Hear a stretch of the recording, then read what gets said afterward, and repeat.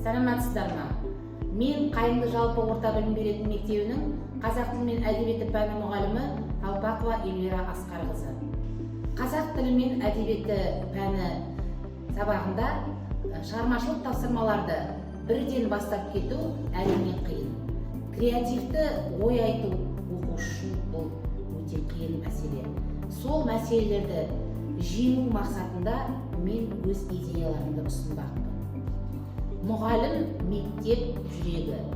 Қандай мұғалім болса, мектеп те соған сай болмақ. Осы орайда бұл пікірді басшылыққа ала отырып, менің педагогикалық идеямның тақырыбы қазақ тілі мен әдебиеті сабақтарында инновациялық әдіс-тәсілдерді қолдана отырып, оқушылардың шығармашылық әлеуетін дамыту болады. Педагогикалық идеямның негізгі мақсаты қазақ тілі мен әдебиеті сабақтарында инновациялық әдістер арқылы оқу процесінде оқушылардың шығармашылық қабілеттерін дамыту.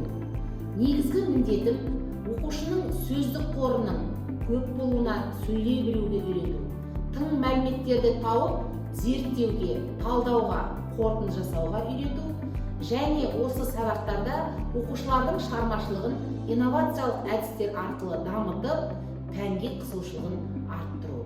Күтілетін нәтиже бұл жерде осы әдістер арқылы оқушылардың шығармашылық қабілеттерін дамытып, пәнге қызығушылығын арттырады. Сонымен қатар цифрлық сауаттылықты, аналитикалық ойлау мен коммуникативті дағдыларды жетілдіруге көмектеседі. Бұл жобаның негізгі міндеттері: инновациялық технологияларды енгізу, сандық ресурстарды пайдалану арқылы оқу процесін заманауи талаптарға сәйкестендіру және оқушылардың шығармашылық әлеуетін дамыту бойынша әдеби шығармаларды талдай отырып және шығарманың жұмыстарды орындау барысында оқушылардың қиялы мен көзқарасын дамыту, шығармашылық жобаларды іске асыру, дамыту, әдебиет және тіл бойынша шағын зерттеу, шығармалар бойынша жобалар ұйымдастыра білу. Бірінші педагогикалық идеям жобалық оқыту әдісі. Project Based Learning деп аталады. Жобалық оқыту әдісі бұл оқушылардың шығармашылық қабілеттерін дамытуға аса тиімді. Бұл әдіс оқушыларға белгілі бір тақырып немесе проблема бойынша зерттеу жүргізуге, шығармашылық жұмыстар жасауға мүмкіндік береді. Мысалы, бұл орайда оқушыларға белгілі бір әдеби шығарманы таңдап алып, оның тақырыбын, идеясын зерттеуге, шығарма бойынша шығармашылық жұмыстар жасауға тапсырма беруге болады. Мысалы, 9 сыныптың қазақ әдебиеті сабағында Махамбет бостандық жаршысы тақырыбында зерттеу жобасын ұйымдастыруға болады. Жоба барысында Махамбеттің елдің бостандығы үшін күрескен ақын ретінде батыр екендігін дәлелдейтін тұстарын зерттеуге Бегемот IA нейрожүйесін тақырыптың ғылымилығын аша түсу үшін қолдануға болады. Одан әрі әдеби күнделік жасап, зерттеп, тапсырмаларды шығармашылықпен орындауға болады. Қазақ тілі пәні бойынша 5-ші сыныптар үшін синонимдер мен антонимдердің сөздік қорды молайтудағы рөлі жөнінде тақырыптық жоба жасауға болады.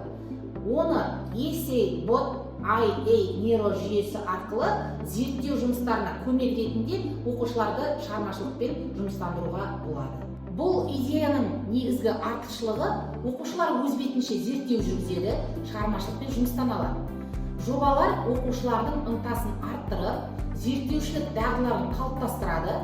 Шығармашылық жұмыстар арқылы оқушылар өз ойларын жүйелеп, дәлелдермен бекітеді, пікірлерін ашық айта алады. Шығармашылық жұмыстар оқушылардың жазу дағдыларын аса жоғары дамытып, топтық жұмыстар арқылы өз ойларын бірлесе отырып қалыптастыра алады. Одан кейін екінші идея бұл шығармашылық жазу мен еркін ойлау әдістері. Бұл шығармашылық жазу әдісі оқушылардың сөздік қорын байытып және шығармашылық қабілеттерін дамытуға бағытталған ең маңызды әдіс. Қолдану тәсілдерінде бұның ішінде жанды кітап әдісін қолдануға болады. Онда бір кейіпкер атынан сөйлеп, өзара диалог құрастыруға болады. Learning Box жүйесі арқылы оқушылардың ойлау қабілеттерін дамытады. Одан кейін оқушыларды еркін ойлауға ынталандырып, олардың өздігінен сюжет құрауға, жаңа кейіпкерлер жасауға мүмкіндік беруге болады. Оны ChatGPT нейро желісі арқылы да қолдануға болады. Бұл идеяның артықшылығы оқушылар өз ойларын еркін жеткізе біледі, шығармашылық тұрғыдан жұмыс істей алады және шығармашылық жазу қабілеттері дамып, сөздік қорлары байиды. Оқытудың жаңа әдістерін іс тәжірибемде енгізу арқылы негізгі нәтижесі оқушылар бойында мынандай қасиеттерді қалыптастыруға болатынын байқатты. Әрбір оқушы өзінің жеке ойымен, өмірге деген көзқарасымен және ойлау қабілетімен ерекшеленеді. Бір-бірінің пікірлерін қабылдауға үйренеді. Ойын жаңа ақпараттар арқылы білдіреді, өзіне белгіліні пайдалана алады. Өз біліміне сүйеніп, мәселенің шешімін тауып, ойын жеткізе біледі. Білімді өз бетімен алуға ынтасы, шығармашылық жұмыстануға қабілеті, танымдық белсенділігі арта түседі. Оқушыларға ізденуде ғажайып ойлар пайда болуы мүмкін.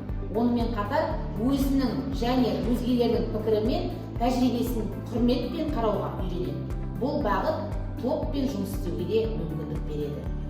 Қорыта келе, бұл әдістер оқушының шығармашылық әлеуетін дамытуға, сыни ойлаудағыларын қалыптастыруға және өзіндік жұмысқа ынталандыруға мүмкіндік береді. Тілдік және әдеби сауаттылықты тереңдетіп, оқушылардың заман талабына сай жаңа технологиялар қолдануға бейімдейді, сабақтың тиімділігін арттырып, оқу процестерін қызықтыруға нәтижелі етеді.